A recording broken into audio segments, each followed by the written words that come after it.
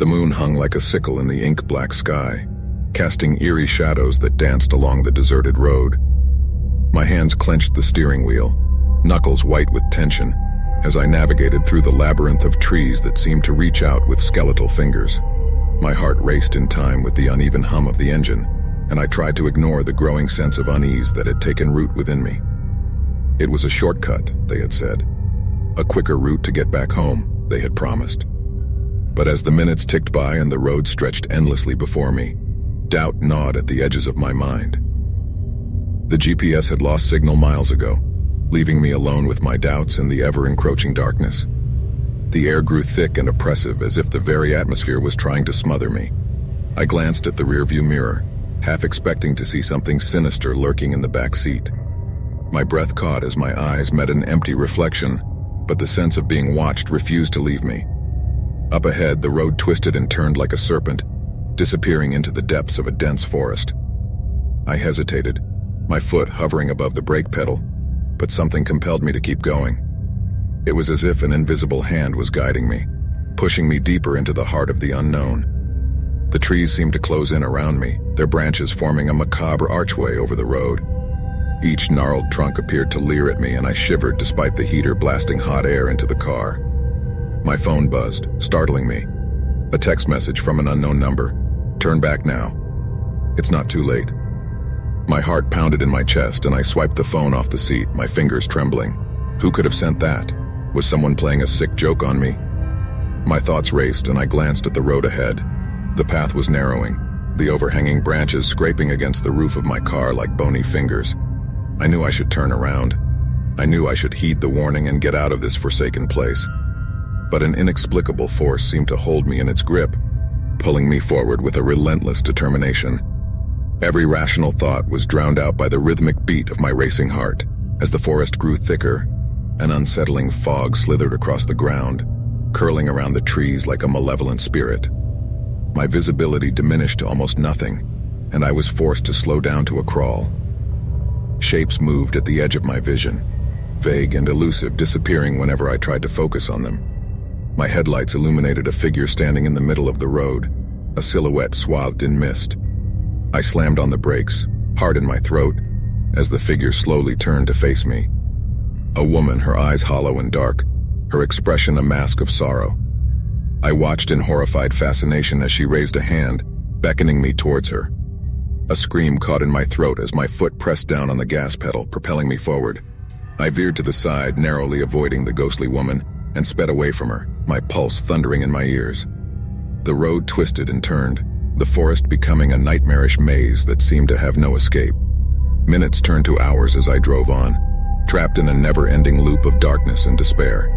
The fog clung to me like a suffocating shroud, and the feeling of being watched had intensified into a palpable presence. My mind was a whirlwind of terror and confusion, and I had lost all sense of time and direction. Just when I thought I couldn't take it any longer, the fog began to thin, and the trees gradually gave way to an open clearing. My heart leaped with hope as the moonlight spilled onto the road ahead, revealing a familiar landscape. I recognized the area. It was near my home.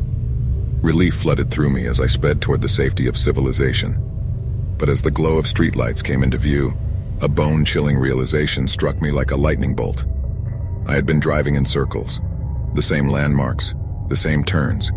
Everything was repeating, as if the road itself was mocking my attempts to escape. My car sputtered and shuddered, the engine sputtering to a halt. Panic surged anew as I desperately tried to restart it, but the dashboard lights flickered and died.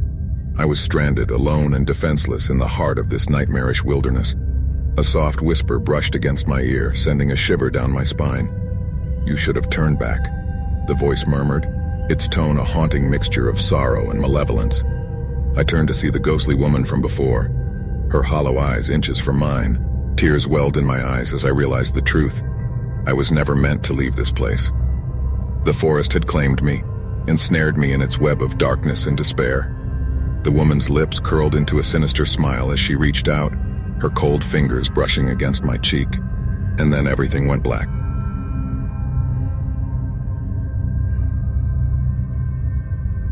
The engine's rhythmic growl provided an odd comfort as I drove along the desolate highway. my hands gripping the steering wheel with a mixture of determination and unease. The radio emitted nothing but static, adding to the eerie ambience of the night. It was one of those moonless nights when the darkness seemed thicker than usual, swallowing the road ahead and casting eerie shapes in my peripheral vision. I had never been a fan of driving at night, especially on unfamiliar roads, but circumstances had forced my hand. My GPS had conked out miles ago, leaving me alone with the cold night and the winding road that seemed to stretch on endlessly. An old faded sign indicated the name of the next town, promising some semblance of civilization. With a sigh of relief, I pressed on. As the miles ticked away, a sense of isolation began to creep over me. The only company I had was the faint glow of my dashboard and the occasional rustling of leaves on the side of the road. My tired eyes strained to pierce the darkness, and I found myself gripping the wheel tighter, my knuckles turning white. The road ahead suddenly twisted, and I instinctively slowed down. A rickety wooden sign stood by the side, its paint peeling and barely readable. "Detour," it read, with an arrow pointing down an even narrower path that disappeared into the trees. I hesitated, glancing at my phone, which had no signal. With a resigned sigh, I turned onto the detour, praying that it wouldn't lead me too far off course. The atmosphere grew oppressive as the trees closed in around me, their gnarled branches forming a tunnel that seemed to sap the warmth from the air. The headlights cast erratic shadows that danced along the foliage, and my heart raced as I navigated the winding path. The crunch of gravel under my tires was the only sound, aside from the faint whisper of a breeze that seemed to carry unintelligible murmurs. Unease gnawed at the edges of my mind, and I began to notice odd details about the surroundings. Trees that appeared almost human, their twisted shapes resembling contorted figures. Rocks that seemed arranged in strange patterns, as if someone had deliberately placed them there. My rational mind fought to dismiss these observations as mere tricks of the imagination, but a growing sense of dread told me otherwise. My pulse quickened when I saw a figure standing in the middle of the road ahead. Panic surged through me and I slammed on the brakes, the tires screeching in protest. My breath caught in my throat as the headlights illuminated the figure. A girl, no older than 10, her tattered dress billowing in the wind. Her face was pale, eyes hollow, and she seemed to radiate an otherworldly aura. I rolled down my window and called out to her, my voice trembling. "Hey, are you okay? What are you doing out here?"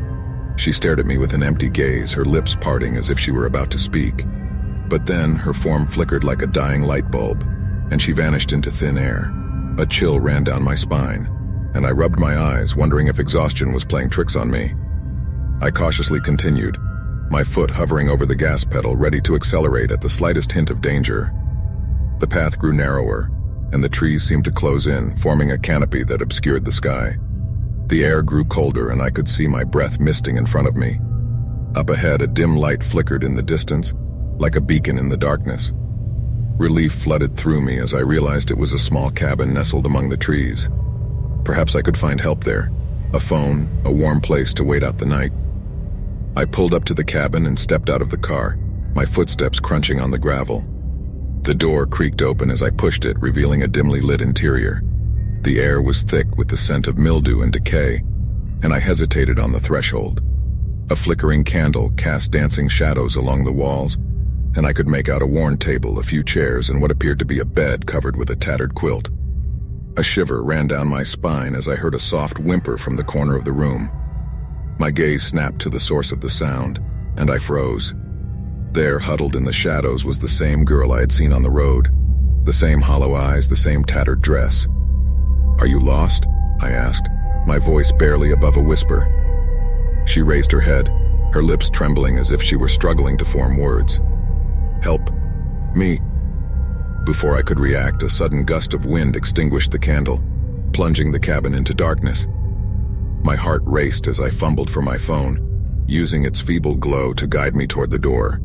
But as I turned the handle, a cold hand clamped around my wrist, its grip vice-like and unyielding. I yanked my hand away, stumbling backward, and bolted out of the cabin. The door slammed shut behind me, the sound echoing through the night. I scrambled to my car, heart pounding, and revved the engine to life. As I sped away from the cabin, I stole one last glance in the rearview mirror. There, standing in the cabin's doorway, was the girl. Her eyes glowed like twin orbs in the darkness, and a haunting smile twisted her lips. The memory of that night still haunts me, a constant reminder of the horrors that can lurk in the darkness. I can't shake the feeling that I had stumbled into something otherworldly, something beyond my comprehension. The detour had taken me to a place where reality and nightmare seemed to blend, a place where the line between life and death was ominously thin. Even now, as I drive along well-lit roads, I can't shake the fear that the darkness holds secrets that are better left undiscovered. The image of that girl's haunting gaze lingers in my mind, a chilling reminder that some detours can lead to a nightmare from which there is no escape.